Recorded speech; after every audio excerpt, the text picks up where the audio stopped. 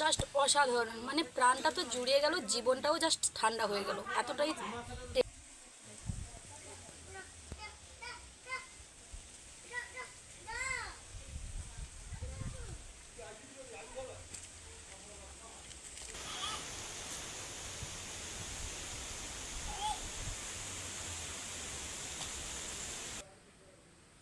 নমস্কার বন্ধুরা, আপনাদের চ্যানেল দেবযানী রান্নাঘরের ভিলেজ ফুডে আপনাদের সকলকেই স্বাগত জানিয়ে প্রত্যেক দিনের মতো আজকেও দারুণ একটা রেসিপি আমি আপনাদের সঙ্গে শেয়ার করব।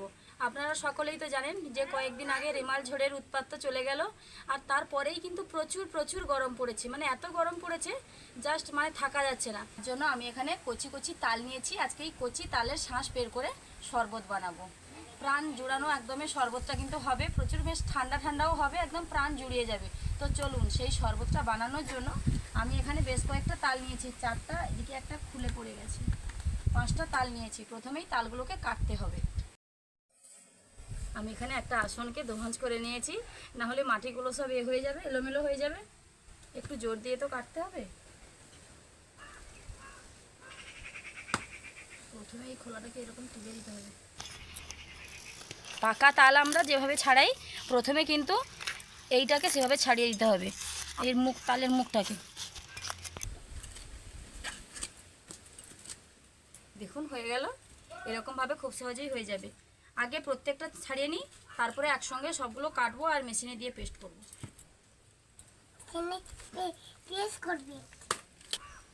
আর এখানে এসে খেলাধুলা শুরু করে দিয়েছে। আপনারা তো সকলেই জানেন যে আমি রান্না করতে আসা মানেই বাবু আসবে, তার জন্য এখানে এসে সব কার্য করছে। কি বাটি না কি সব করছে। বাবু এটা কি করছো? ভালোভাবে কোল পেতে বসো। এটা কি করছো? ডাব।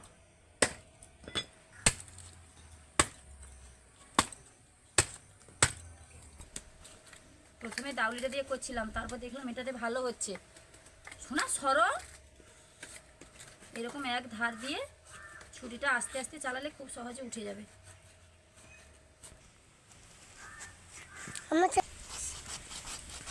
সবগুলো মুখ ভালোভাবে কেটে নিয়েছি। এইবার একটা ছোট চা খাওয়ার চামচ নিয়েছি, এই চামচটা দিয়ে বের করে নেব। একটার ভেতর থেকে বের করে নিয়েছি শাঁসটা, দেখুন ফাঁকা হয়ে গেছে পুরো। এবার এই দুটোর ভেতর থেকেও বার করতে হবে একই রকমভাবে শাঁসটা, না হলে এরকম মাঝখান দিয়ে সাবধানে যদি দু খোল করা যায় তাহলে কিন্তু আরও ভালোভাবে বেরোবে। দুটোর শাঁস খুব ভালোভাবে বের করে নিয়েছি। দেখুন শেষ পর্যন্ত আমি হাতই লাগিয়ে দিয়েছি, খুব সহজে আঙ্গুল দিয়ে উঠে যাচ্ছে, তার জন্য আঙ্গুল দিয়েই তুলছি শাঁসগুলোকে। সবগুলো শাঁস বের করে নিয়েছি। বের করার পরে দেখুন এই যে শাঁসের মধ্যে সাদা একটা অংশ থাকে, এটাকে কিন্তু বের করে ফেলে দিতে হবে। এই সাদা অংশগুলো বাদ দিয়ে মিক্সার গ্রাইন্ডারে দিয়ে দেবো। এই যে দেখুন সাদা সাদা ছালগুলো, এগুলো কিন্তু ফেলে দিতে হবে, এগুলো খেতে নেই, আর খেতে ভালোও লাগে না এগুলো। সবগুলো একই রকমভাবে সাদা অংশটা তুলে মিক্সার গ্রাইন্ডারে দিয়ে পেস্ট করে নিয়ে চলে আসবো। তালের কচি শাঁস বের করতে আর শাঁসের সাদা অংশ বের করতে গিয়ে আমি জাস্ট ঘামে ভিজে গেছি। হাই হাই, সে দেখুন এদিকে আমি আপনাদের সাথে কথা বলছি আর ওদিকে মিক্সার গ্রাইন্ডার থেকে বের করে খেয়ে নিচ্ছি। খেতে খুবই ভালো লাগে এগুলো। বড়োটা নিয়ে নিয়েছো? তার বাবা যেই বকেছে বড় অংশটা বাদ দিয়ে ছোটো অংশটা খাচ্ছি। এখানে আমি একটা আমুলের 500 গ্রাম দই নিয়েছি। দইটা ছুরি না হলে কাটা যায় না, দিয়ে দইটাও দেব, না হলে শরবতের স্বাদটা আসবে কি করে? শুধু কি আর এগুলো দিলে হবে? প্রায় অর্ধেকেরও বেশি দিয়ে দিয়েছি, খুবই সামান্য রেখেছি। বাবু আড়ি করছিল দইটা খাওয়ার জন্য, তাই খুব সামান্য রেখেছি। দিয়ে দেবো বিট লবণ। বিট লবণ নিয়েছি, এমনি লবণও আপনারা দিতে পারেন, সাদা লবণগুলো। বিট লবণে আলাদা একটা স্বাদ আছে, বিশেষ করে শরবতের ক্ষেত্রে। আর একটু দিয়ে দেবো, একটু লুচি হলে ভালো লাগবে, যেহেতু দইতে টক টক ভাব আছে, তাই লুচি হলেই ভালো লাগবে। সামান্য পরিমাণে এলাচের গুঁড়ো দেবো, খুবই সামান্য, জাস্ট দারুণ একটা সেন্ট হওয়ার জন্য।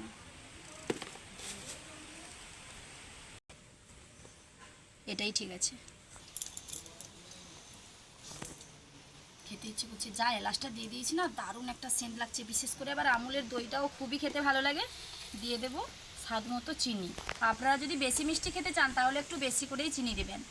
শোনো সরো, এই রকম দুষ্টামি ছেলেটাকে নিয়ে কিভাবে যে আমি রান্নার চ্যানেলটা চালাই আপনারা দেখলে কিন্তু বুঝতে পারবেন। প্রত্যেক দিন অবশ্যই ফলো করবেন, আমার রান্নার চ্যানেলটা দেখবেন সময় করে, তাহলেই বুঝতে পারবেন যে এই ছেলেটা কীভাবে দুষ্টু হয়েছে। তো দিয়ে দেবো চাট মশলা। ভেবেছিলাম চাট মশলাটা দেবো, কিন্তু না, চাট মশলাটা সব শেষে দেবো, তাহলেই কিন্তু ভালো লাগবে, তাই এটা রেখেই দিলাম। তো চাপা বন্ধ করে এটাকে ভালোভাবে পেস্ট করে নিয়ে চলে আসি। এটা খুব ভালোভাবে পেস্ট করে নিয়ে চলে এসেছি। এটাকে সাইডে রেখে আমি শরবতের জন্য 4টা গ্লাস নিয়েছি। গ্লাসগুলোকে আলাদা একটু স্টাইল করে নেব। তার জন্য প্রথমেই একটু লঙ্কার গুঁড়ো,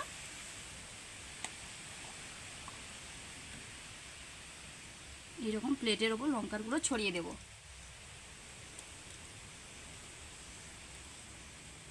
এটা কিন্তু অবশ্যই ভালো করে খেয়াল করে মনে রাখবেন, অনেক সময় অতিথি এলে এরকমভাবে যদি শরবত দেওয়া যায় না, মানে প্রত্যেক দিন সেই অতিথি আসবে বলবে।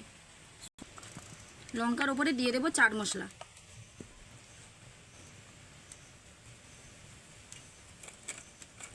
ওপর দিয়ে বিট লবণ দিয়ে দেবো। বিট লবণটাই জল পেয়ে গেছে হালকা হালকা, তার জন্য এরকম হয়ে গেছে। একটা পাতিলেবু ছিল, সেটাকে বেশ সুন্দর করে চাকা চাকা করে কেটেছি, তার শেষের অংশটা নিয়েছি, প্রত্যেকটা গ্লাসের মুখে এরকমভাবে ঘুরিয়ে দেব, দিয়ে গ্লাসটাকে ধরে এরকম ছাপিয়ে নিই।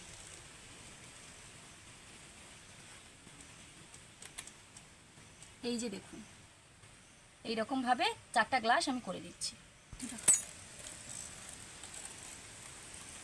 গ্লাসগুলো দেখতে কত সুন্দর লাগছে জানেন? দেখতে কীরকম লাগছে অবশ্যই আমাকে কমেন্ট করে জানাবেন। আর এই লেবুগুলোর মাঝখানে অল্প একটু কেটে দিয়েছি, গ্লাসে এরকমভাবে দিয়ে দেবো। এখানে আমি কয়েক টুকরো বরফ নিয়েছি, প্রথমেই গ্লাসে বরফগুলো দিয়ে দেব।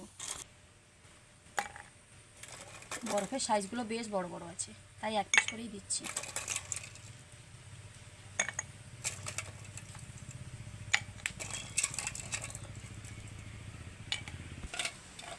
পেস্টটা যে করেছি, পেস্টটা কিন্তু খুবই ঘন হয়েছে দেখুন। তার জন্য আমি এখানে বরফের ঠান্ডা জল একটু দিয়ে দেব, ছোটো চামচ দিয়ে একটু ঘেঁটে দেব।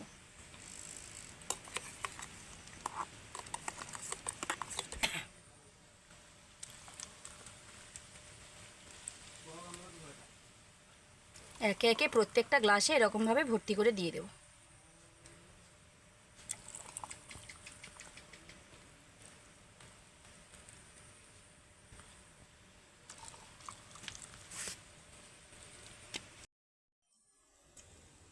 প্রত্যেকটা গ্লাসে আমি লাস্টে চাট মশলা দিয়ে দিয়েছি। দেখতে কতটা সুন্দর হয়েছে দেখুন, দেখতে যতটা সুন্দর খেতে কিন্তু ঠিক ততটাই সুন্দর।